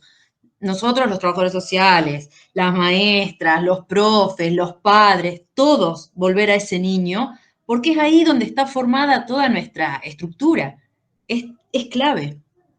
Ahí es donde está la potencia desarticuladora, creo yo, de todo lo que hemos aprendido en esas vivencias, más felices, más tristes, pero esa infancia, esa niñez que hemos tenido cada uno, que nos da elementos. Al final tengo un regalo para terminar con eso. Matías, tenías pedida la palabra. ¿Me escuchan? Sí, perfecto. Buenas tardes, Claudio, ¿cómo están? ¿Cómo están, colegas? Bueno, no, simplemente lo mío, algo cortito. La verdad que primero felicitarte con la claridad y con la simpleza con la que explicás todo esto realmente. Y a su vez también consultarte, porque es una consulta más que nada. Yo no soy docente, sí soy trabajador social, soy colega de ustedes, pero bueno, me toca muy de cerca porque tengo dos hijas, mujeres, una en la adolescencia, de 17 años y otra de 7 añitos. Y la verdad que, bueno, que nos encontramos en situaciones totalmente diferentes a la hora de tener que hablar, de tener que explicar, de tener que sentarnos y dar nuestro punto de vista. La más grande, lógicamente, tiene una apertura importante que creo que ella también ayudó mucho para que yo hoy pueda comprender y entender cuestiones que antes quizás por mis patrones no me lo permitían. Pero no tanto es ella, porque yo creo que ella tiene muy bien en claro absolutamente todo. De hecho, como te dije recién, tiene una claridad tan grande que la verdad que me simplifica las cosas. Ahora, mi pregunta es la siguiente. ¿Cómo se debe trabajar en el niño en sí? Yo hablándote como papá, ¿no? A la hora de sentarnos en la mesa. ¿Por qué te hago este comentario? Porque en una de tantas propagandas que uno ve en la televisión, suceden cosas como, por ejemplo, como vos recién comentabas, que es algo poco natural o poco común verlo, por lo menos en la provincia de La Rioja, no sé si tanto en otras provincias, ver dos personas del mismo sexo de la mano, o ver dos personas, por ejemplo, del mismo sexo que se estén besando. Difícil, es muy difícil para nosotros como papás, en mi caso, te digo, con ciertos patrones que uno ya viene, poder explicar, y no sabemos cómo explicarle. Con mi señora a veces nos miramos, ¿viste? Y nos quedamos dubitativos o tratamos de evadir la situación porque la verdad que no tenemos ni las palabras ni tampoco sabemos qué herramienta implementar o usar porque no le queremos mentir y tampoco queremos que, porque estamos en una realidad en donde lógicamente que es otro mundo, vienen con otro chip, vienen totalmente diferentes, pero ¿cómo uno tiene la capacidad para poder explicar este tipo de cosas? En el jardín recuerdo de que nos llamaron para comentarnos de que le iban a trabajar este tipo de cosas y bueno, lógicamente que nosotros aceptamos y nos adherimos a lo que habían planteado en su momento los docentes pero en este caso como papá a veces es difícil poder trabajar y poder hablar y no sabemos cómo encarar la situación. No sé si fui claro. Sí, totalmente. Ya esta consulta tiene otro precio. No, pero pienso que más allá de tu inquietud personal como papá, pienso que también hay una responsabilidad ahí como colega también, porque es esta visión que a vos te interpela y que te inquieta con tus hijas, es la visión que vas a ir llevando por la vida en tus ámbitos de laburo también. No es solo algo que te pasa en la familia y que después te convertís en Capitán América en el laburo. Probablemente estas cuestiones que te incomodan las tengas ahí dando vuelta, y me parece fantástico que te animes a plantearlas, porque es lo que tenemos que hacer cuando no sabemos cómo abordar algo, ¿no? Yo creo que, primero te lo voy a ilustrar de una forma. El anteaño pasado, en un conversatorio, conocí a una chica, Cecilia Quinteros, es una chica de aquí, Córdoba, que compartió una vivencia. Ella con su señora, con su esposa, gestaron una criatura, y cuando nació la criatura, 2 mamás serían casadas, cuando nació la criatura, bueno, empezaron con todo lo que era la crianza, y cuando empezó, la chica esta Cecilia iba a las librerías a buscar cuentos, para tener cuentos en la casa, para leerle cuentos a la criatura, y ella lo cuenta de una forma que a uno ella ahora devino una escritora de cuentos infantiles diversos. No había ningún cuento que mostrara familias diversas, ¿no? O sea, no había, lo dije así como técnico, no había ningún cuento en donde su hija pudiera ver 2 mamás, como ella tiene en su casa, 2 mamás, ¿no? Entonces, bueno, fue todo un asunto de conversación con su pareja, ella así lo cuenta, y ella decidió empezar a escribir los cuentos. Ella empezó a escribir cuentos. Te lo digo y se me eriza la piel, ¿no? Ella empezó a escribir cuentos y a publicarlos. ¿Y para qué? Para que iba al jardín, a la sala de 3, y le preguntaba a la seño qué materiales usaban. Y claro, en el jardín todo le mostraba a las criaturas un mundo heterosexual. Entonces ella, ¿qué pensaba esa mamá? Con la misma preocupación, solo que en otro plano que tenés vos. ¿Cómo se va a sentir mi hija si ve que hay un papá y una mamá y no hay representada su familia en la escuela? Va a sentirse que su familia es una familia rara, que sus mamás no existen en el mundo, que son medias. Entonces Cecilia empezó a escribir cuentos que contaban vidas y familias diversas, no solo de mamá, sino familias diversas, familias monoparentales, familias constituidas por papá, qué sé yo, familias diversas, ¿no? Entonces, digo, el mundo que le hablamos a nuestras hijas, a nuestros hijos, es el mundo que ellas empiezan a construir en sus representaciones, ¿no? Y el mundo en el que empiezan a creer que existe. Después, no solo si no se dan con ese mundo en la realidad les va a costar, sino que si ellas después integran ese mundo que uno no les pinceló, se van a sentir que tienen que, le tengo que contar a papá, mamá, le tengo que contar esto, que siempre ellos me han hablado de que no se pueden besar 2 muchachos, no sé, digo, es como que anticiparles el mundo posible es de alguna manera darle las herramientas y la crianza para que se sientan seguras y seguros de poder ser quienes son, y que en el caso de que tengan que plantearte algo, te tengan la confianza para decirte, papá, me está pasando esto, ¿no? Entonces, ¿qué te diría yo? Es como complejo, como trabajador social, dar una recomendación en términos de la crianza a un papá, porque además no tengo hijos y hijas yo, ¿no? Pero digo, pienso que con la misma espontaneidad que con las criaturas, por eso el comentario que hizo una colega recién, no me acuerdo el nombre, de volver a la infancia, ¿no? Las criaturas hoy, con mucho menos prejuicio y menos armadura social, ven las cosas, y si la criatura ve que hay 2 nenas besándose en una novela, y la reacción de ustedes, como la reacción de los padres, salgámonos de Matías, es el silencio, y esa es una reacción que da un mensaje. O es mirar con la cara para otro lado, o es cambiar de canal, o es, bueno, bueno, después vamos a hablar de esto. No, estos son 2 nenas, se quieren, pero si son 2 nenas, papá, bueno, pero las personas se expresan el cariño sin importar su sexo, su género, su orientación sexual. Mira, te voy a explicar, vos sabés que hay una amiga de mamá, o mira, vos te voy a explicarlo y contarlo, porque es el mundo que vas construyendo con tus hijas y con tus hijos, ¿no? Sin duda, es todo un proceso. O sea, yo Sí, entiendo vos lo repetiste, yo creo que mi hija más grande es una de las personas que realmente me permitió tener esa apertura que te digo, hoy la puedo tener. Me cuesta un poco, pero la tengo. En un primer momento la verdad que estaba muy cerrado y bueno, no me hacía bien a mí en particular. Pero bueno, lo importante es de que uno está en un proceso de cambio. Exactamente, es en ese proceso sentir esas incomodidades y saber y anticiparlas, saber que te va a incomodar un poco, porque tampoco es que uno desarma algo que uno aprendió durante toda su vida, ¿no? Desestructurarnos es un proceso, gente, que lleva su tiempo, nos lleva su tiempo. El asunto es que mientras nos vamos desestructurando, no le violentemos los derechos a nadie, no vulneremos a nadie y no les... porque por ahí la excusa es, bueno, va a llevar mucho tiempo desarmar los tabúes.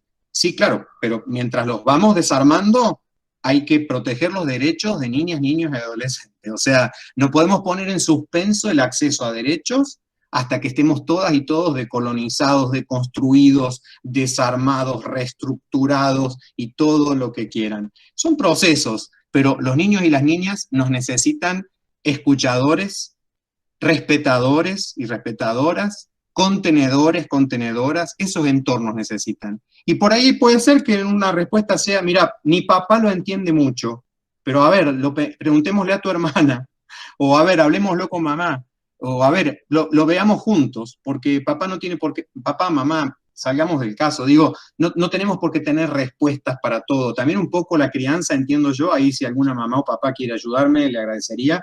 Tampoco la crianza es una ABC que se aprende en una universidad. Hay un aprendizaje también en cuanto a la crianza que es Tal cual.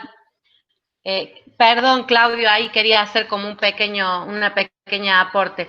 Ahí en el chat también alguna colega decía, creo que poder naturalizar algo que cotidianamente está en nuestros contextos más inmediatos, como en el caso que relata Matías, que si bien es cierto, nuestra provincia no es muy común, o no era común, porque ahora sí, realmente ya es más visible, creo que tenemos que dejar esa estructura, digo, ¿no? ¿Por qué ponernos a pensar de qué manera vamos a estructurar esa respuesta? Simplemente lo que se visibiliza y simplemente lo que se está viendo y naturalmente, ¿no? Y no alarmarnos. Creo que por ahí, yo soy mamá de 2 varones, ¿no? Uno tiene 12 y otro tiene 9. Y me ha tocado también incursionar en algunas cuestiones de género y sexualidades, ¿no? Y digo, por ahí, a mí me pasa en mi casa que yo como trabajé un poco la ESI y tengo una formación más académica que mi marido, bueno, lo naturalizo, pero lo tengo que hablar con él también porque él no lo tiene incorporado y eso es toda una cuestión porque él tiene como una estructura, tiene una cultura diferente y muchas veces me ha dicho, no les digas esto o no es así, cambiemos el canal. Me ha pasado con una novela cuando pasaban en Mi Pequeña Victoria. Entonces estaba súper enganchado mi hijo y le encantó y él me la contaba y la hablábamos, súper natural, y el padre no quería que vea novelas, pero porque no era porque no quería que vea novelas, no quería que vea esa novela. Entonces digo, por ahí creo que los chicos la tienen re clara. Es verdad, me hace el eco mi hijo acá atrás. Los chicos la tienen re clara y por ahí nosotros es como que nos estamos preparando para ver qué respondemos. Y creo que lo tenemos que desconstruir. Creo que simplemente fluye y surge y sale, ¿no? Y no esconder algunas realidades. Es un proceso que nos interpela. Ahí, recuperando lo que dice Ariel de San Luis, a riesgo por ahí de ser acusados de promocionar esas prácticas, esas cosas, de promocionar esas cosas, hemos invisibilizado un montón de padecimientos de violencia, ¿no? Eso hay que hacerlo consciente porque a veces hay que pagar el precio de cierta incomodidad con las familias por jugarse a proteger un derecho, ¿no? Cuando uno lo sospecha. Y después lo que dice Lucio desde allá del norte. Lucio, ¿cómo andás?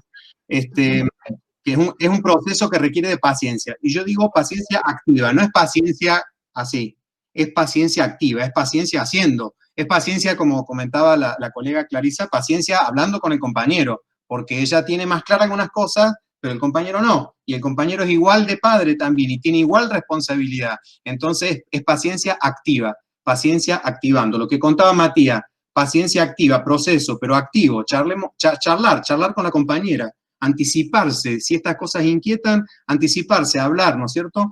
Ahí celebro lo que comenta la Elis, que ahora se me fue el del chat, que hoy en familia, en la cátedra, estuvieron trabajando el tema de familias diversas. Se me fue del chat, ahora no lo encuentro. Sí, acá está, en la materia de familia, en trabajo social, hablamos de familias diversas, homoparentales, etcétera.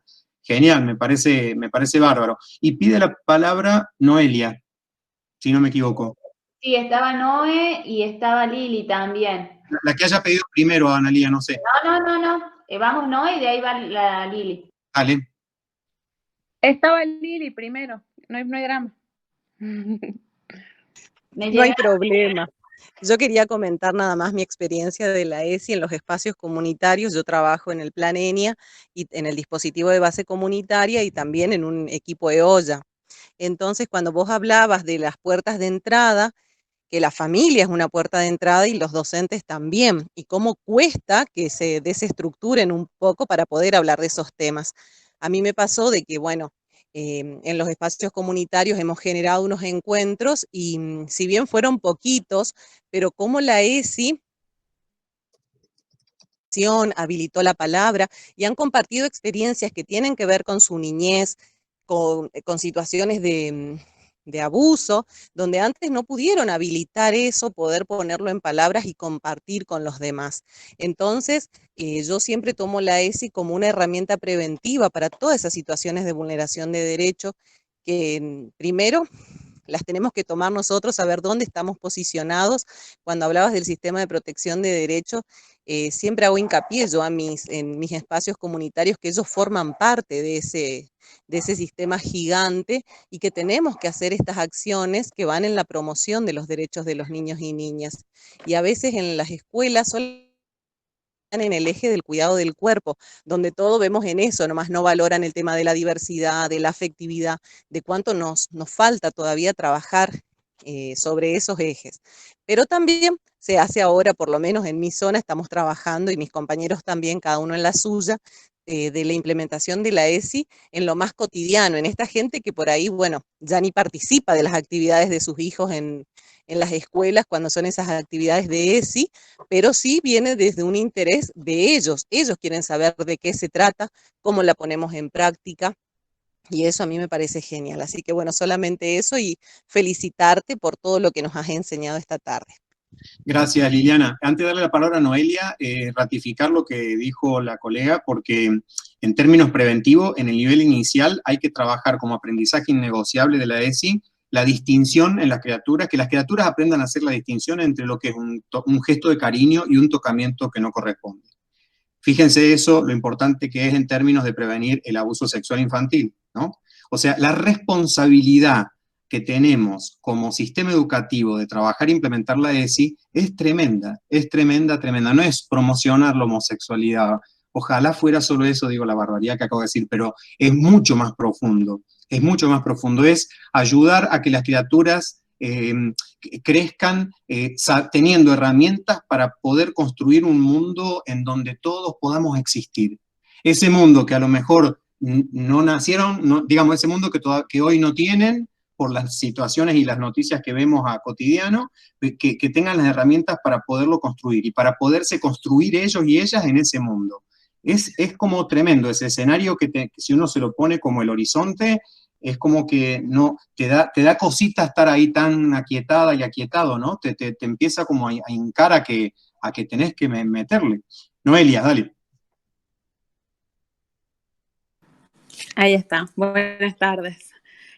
Primero felicitarte, ¿se escucha bien? Porque tengo el teléfono de un lado y la compu del otro, lo que pasa siempre. Estás bien.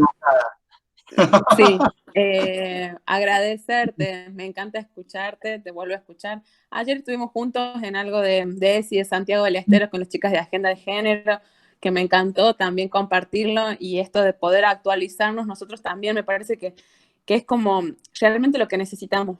Las escuchaba a todas las chicas, a nuestras colegas, y pensaba en esto me quedaron como 3 cosas así dando vuelta. Y una primero era habitar la maternidad, cómo realmente los cuerpos que no quieren ser madres, ¿no? Tener 40 años y decir realmente que esto no es lo que yo quiero, que una mujer puede ser feliz. Pero también me parece que es un posicionamiento, y esto lo hablo respecto a nuestra carrera, ético-político, de poder tener, y es verdad que en el grado, en nuestra carrera, no hemos tenido como la formación específica en esto, ¿no? En todo lo que hace a sí, feminismos, perspectiva de género, violencia, pero que sí es algo que lo podemos seguir trabajando y que nos podemos avisar, que podemos intentar renovarnos. Tengo la oportunidad, esta va con el segundo tema, de conocer a la hija de Matías, a la cual admiro, aplaudo, porque tiene muchísimas ideas con las que comparte, con las que podemos un domingo poder debatir y tiene todo esto de los pibes súper incorporados, que me encanta, que nos enseña, que nos transmite y cuánto podemos aprender. Hay algo que decía Daniela con respecto a que que es difícil en la práctica, en las escuelas, más que todo a veces en las jornadas, poder brindar esto desde ESI, desde la prevención, pero también me parece que el enfoque de derecho, desde nuestro lugar, desde nuestro marco, tiene que estar establecido como poder desarmar lo que está establecido. Tenemos que intentar romper barreras. Y somos, me parece, nosotros, les actores fundamentales en este ejercicio que debemos hacer. Tenemos que tener otro concepto de sexualidad, poder practicar otras lecturas, poder vivenciar, introducirnos en otras temáticas que realmente nos van a hacer bien, tanto para nuestra intervención profesional como para nuestra vida propia, con les hijas. Yo tengo 2 hijas, y esas cosas que decía Matías, que decía Daniela y que Lili también lo traía, nos pasa cuando en una novela, ir en el colectivo que vean 2 personas, son 2 personas que se aman, listo, es muy corto. Los prejuicios, los preconceptos los tenemos nosotros, somos los que tenemos incorporado muchísima estructura porque fuimos criadas y criados de esta manera. Pero poder romper con un binarismo que tenemos muy marcado socialmente, más en la provincia del norte, que no tiene la misma realidad que Córdoba, por ejemplo, también nos lleva a vivir y a pensar distinto. Y que no es una guerra contra nadie, sino que realmente es poder incorporar, avanzar y visibilizar derechos. Te agradezco y mira, sábados que siempre estoy, que nunca puedo hablar porque me conecto, pero me encantó y te súper felicito. Gracias. Bueno, gracias a vos por tus aportes. Sí, hay tal cual como decía en el chat, el Mati tiene en la casa una aliada clave, ¿no? Matías tiene una docente en el tema, por lo que vos contestás, por lo que vos contás. Y después, sí, a lo de ayer quedé impactado el laburo de Ivana, la colega que comentó todo lo que está haciendo. Sí, era para ovacionarla por el despliegue, pero ojalá todas las escuelas tuvieran una presencia de trabajo social así. En las provincias en general no hay gabinetes en las escuelas, sino que hay como equipos territoriales, equipos más de áreas centrales, y bueno, ahí habrá que pensar las estrategias y los dispositivos para ayudar a acompañar esas escuelas que necesitan esto, ¿no? El diálogo, como bien planteabas vos, el vínculo con la familia y con la comunidad, no es solo la familia y la comunidad es otra de las puertas de entrada de la ESI, ¿no? Porque si vos vivís en una comunidad muy cerrada, muy patriarcal, muy machista, muy machirula, diría uno, ¿no? Y probablemente por más que las familias te acompañen a nivel comunitario, ese festival que vos querés hacer de la diversidad no te lo van a bancar. El intendente no te va a apoyar, el cura párroco, no sé qué, y todos los actores de la comunidad. Por eso digo que está bueno ir pensando y tensionando, porque así lo manda la misma ley de ESI, ¿no? La ESI no solo en el proyecto institucional, sino que estalle con la familia, con la comunidad, en los medios de comunicación, animamos a dar una entrevista, animarnos a dar una opinión cuando pasa algo desde trabajo social. Son esas estrategias megáfonos que plantea María Eugenia Armida, ¿no? Esas estrategias del grito, otra más para mirar, esas estrategias que ponen en la agenda del debate cultural y del debate del cambio cultural los valores ético-políticos que queremos como profesión instalar, ¿no? Que tienen que ver con el respeto y la escucha y la aceptación de todas las identidades, ¿no? Claudio, bueno, yo decirte que por esto de la grabación ya estamos como al límite, aparte del tiempo, pero es un tema bastante interesante y por supuesto que te vamos seguramente a volver a convocar. Yo quería una simple cosita de decir así antes como para aportar, me quedó como bastante esta reflexión que vos decías en el ámbito universitario, poder incorporar estos contenidos, ¿no?, que son necesarios y que muchas veces desde lo académico, como vos bien decías, desde ese formulario que pudiste compartir, no lo hemos tenido. Me quedé pensando, yo soy docente de la universidad, en las prácticas preprofesionales de tercero y cuarto, y los contenidos teóricos están previos a por supuesto, ¿no?, previos siempre en las dos materias a las que yo estoy, porque soy JTP, y en las prácticas dependemos muchas veces de los centros de prácticas que se habilitan, ¿no?, para que nuestros alumnos hagan estos recorridos de sus prácticas preprofesionales, y me quedé pensando cómo poder incorporar estos contenidos que son necesarios, pero cuando no son habilitados de los espacios de práctica, o cuando son de alguna manera siempre los mismos, y siempre recaemos en la habilitación de estos espacios repetitivos, en donde año a año vemos pasar los estudiantes en estas instituciones, ¿no?, y que no se pueden visibilizar los contenidos, ¿no? Entonces me quedé pensando, digo, ¿de qué manera poder incorporar estos contenidos? Yo, en este caso, que soy docente de prácticas, cuando mi alumno en la práctica 1 va a trabajar con casos, por ejemplo, y en los casos no se visibilizan estas posibilidades, ¿no?, porque están en la asistencia inmediata o recurrente de una necesidad familiar y en donde no les da tiempo para poder transitar estos contenidos nuevos que por ahí le podríamos incorporar, o en la práctica de grupo, en donde siempre las instituciones que ya son en cuarto año son las que vienen ámbitos educativos, escolares, y se trabaja una normativa, una planificación que viene estandarizada, ¿no? No sé si me explico. Sí, totalmente te explicás. Ahí algo responde Ariel desde San Luis, que es un imperativo ético y empezar a incluir estos contenidos en los planes de estudio. Yo solo decirte, en virtud del tiempo, porque no quiero que nos quedemos sin la poesía que les quiero regalar para el final, pero solo decirte que primero le haría un poquito de ruido a la visión de teoría práctica que quizás por ahí yo interpreté en tu discurso. Primero ven los contenidos y después siempre hay hacerle un epistemicidio académico a eso, porque el JTP cuando trabaja las resonancias de la práctica con los estudiantes, las estudiantes puede llevar ahí los aprendizajes que le parezcan necesarios, porque si no, no es situada la propuesta, sino es un reproducir un ABC que vieron en la teoría. Y a veces en la práctica, todo entre comillas, porque no comparto esa visión, a veces en la experiencia de las prácticas, hay otros docentes, colegas aquí también de otras provincias si quieren aportar. En la experiencia de las prácticas emergen cuestiones o situaciones que se haya visto o no aprendizajes o contenido en la teoría, el docente auxiliar, JTP como le llame, tiene la responsabilidad de ahí activar una colocación pedagógica. Y ahí no tiene nadie la posibilidad de autoridad de prohibirte que vos a tu programa, a tu propuesta de JTP, le metas los lineamientos, quizá más que aprendizajes sean como hasta lineamientos generales, como algo más transversal también, ¿no? Una mirada acerca de la interseccionalidad de algunas cuestiones, qué sé yo, ya anticiparlo en tu propuesta. Digo, más allá de que los planes de estudio se revisen, cuando sea que eso acontezca, que la FAUATS acuse recibo, les mande a todas las facultades y esto todo se haga es como lo que decíamos, ¿no?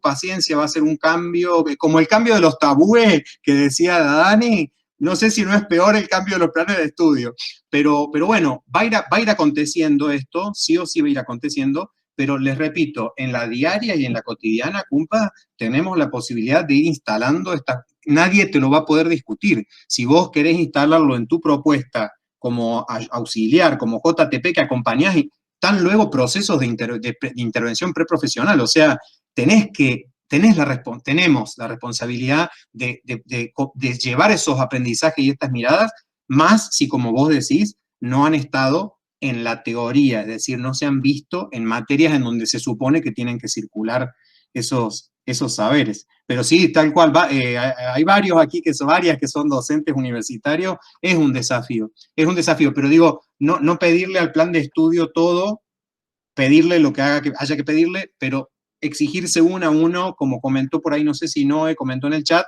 que ella lo incluye en la propuesta. Bueno, ir metiéndolo. Hay que ver después si alguien tiene el tupé de interpelarte eso, ¿no? Y uno saberse de dónde plantarse para defenderlo, por supuesto. ¿Cómo estamos de tiempo? Ya tendríamos como que ir... Doctora. Y estamos en 52, a las 9 se corta.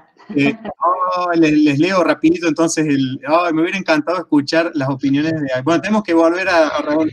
Lo hacemos, lo vamos a... Bueno, seguro. Les quiero compartir rapidito, porque me parece que, como decía una de ustedes, la niñez, la infancia sigue siendo ese lugar en donde volver para encontrar la potencia y el ánimo de enfrentar todos estos desafíos tan grandes. Un poema que la Eugermida eligió para una actividad en Corrientes hace poquito, un foro de niñas no madres. El poema se los puedo llevar ahí ahora al chat. El poema se llama Máquina del Tiempo y lo escribió Cecilia Pisos. Y el poema dice así: un día por la tarde, a la hora en que el sol muestra la intención de retirarse, se debe ir a un río cercano, buscar en él la piedra más brillante, ponerla en una caja de zapatos. De regreso, hay que guardar la caja en el oscuro fondo de un armario. Por muchos años, pasa la infancia. La caja no se saca. Hasta que llega el día, intacta por el tiempo, apenas la rocemos, la piedra en esa caja traerá el ruido del río, la luz de aquella tarde, la imagen de la mano que guarda en la caja. Apenas la toquemos, podremos regresar. Me pareció una poesía tremendamente bella, porque yo creo que en esas infancias nuestras, más tristes, más felices, como fueron, allí está la potencia que habilita la posibilidad hoy, como colegas, de defender y de promocionar los derechos de las infancias, ¿no? De las niñas, niños, adolescentes, ¿no? Ese juramento que hemos hecho como profesionales de cumplir con la ley federal y con tantas incumbencias, bueno, activarlo con la potencia y la energía que tiene esa piedra de esa caja, es decir, la vivencia propia de esa niñez que hemos tenido cada una y cada uno. Muchas gracias, compañeros. Claudio, muchísimas gracias por acompañarnos. La verdad, y como Noé hace aplausito, ovación para ti, y me quedo con muchísimas ganas de volverte a escuchar, así que seguramente te vamos a convocar para otro sábado. Ya vamos a ver cómo está tu agenda también para no torturarte y no hostigarte, pero te vamos a estar mensajeando para volver a convocarte. Muchísimas gracias, porque la verdad que considero que estos espacios nos permiten no solamente aprendizajes, sino también nos permiten compartir experiencias, que esto que vos en todo momento fuiste transmitiendo, ¿no? Y que son necesarias no solamente en este contexto, sino en todo momento de nuestra profesión y para todos los ámbitos en los cuales estamos insertos cada uno y cada una de nosotros. Así que muchísimas gracias, Claudio. Seguramente te vamos a estar contactando y bueno, y vamos a dejar a disposición el material que nos facilitaste para algún colega que lo necesite, como son las cuestiones que nos compartiste en los mails que nos enviaste. Así que muchísimas gracias. Bueno, gracias a todas, a todos por estar, por acompañar. Ahí pasé mi teléfono y mi mail, a riesgo de que me manden las consultas que quieran. Perfecto. Porque me parece que hemos quedado ahí, quiero pasarle la poesía a la que le gustó, bueno, lo que sea, me escriben, totalmente disponible para lo que necesiten. Fue un placer, la verdad, conversar, porque es la primera vez que pienso el espacio sin filminas, sin nada así tan estructurado, me parecía como interesante conversar. Y sí voy por más, porque la Noé dio a entender ahí algo de que esta conversación a lo mejor estuvo como en un nivel 1, vamos a decir, nivel 1, 2 casi. Por ahí el tema del deseo, la eroticidad del deseo, cuestiones que tienen que ver con ese tipo de vivencias, ¿no? Es un tema que también en trabajo social lo tenemos muy abandonadito y que me parece que también podría ser interesante abordarlo. Pero bueno, nada, espero la propuesta de ustedes. Antes de fin de año seguro te volvemos a convocar. Así que en otro encuentro para poder trabajar todo lo que nos queda pendiente. Muchísimas gracias a todos los que hoy nos acompañaron. Muchísimas gracias, Claudio, por compartir con nosotros. La verdad que cada vez se hacen más extensivos los encuentros. Tenemos planeado 1 hora, 1 hora y media y se extienden porque son súper interesantes. Así que bueno, gente, nos vemos el próximo sábado. Muchísimas gracias por acompañarnos. Gracias. Anita, ¿quieres decir algo? Agradecerles a todos, agradecerles por acompañarnos. Tomo esto último que decía Claudio, el tema de el sentipensar del niño, por ahí me viene resonando hace un tiempo, hablamos de muchas leyes, hablamos de muchas cuestiones más institucionales, pero me quedé pensando en eso, en realidad por una experiencia personal que mi hijo a los 6 años me planteó algo y que desde ahí empecé a intentar entender ese sentipensar del niño que hay que empezar a trabajarlo, a hablarlo, cuestionarlo. Así que bueno, eso es una propuesta para la próxima, lo había pensado en algunas cuestiones que vos hablaste, así que agradecerte, Claudio, la verdad que una propuesta diferente, pero necesaria, ¿no? Empezar a hablar sobre estos temas, así que gracias a todos y nos vemos el próximo sábado, estás invitado a participar y todos los que están hoy también están invitados a participar para el próximo sábado, que va a estar una colega que está presente ahora, así que los esperamos. Y gracias por acompañarnos. Gracias a las compas de otras provincias que se han sumado. Muchas gracias. Gracias. Chao, gracias, Claudio. Chao, gracias. Chao, chao.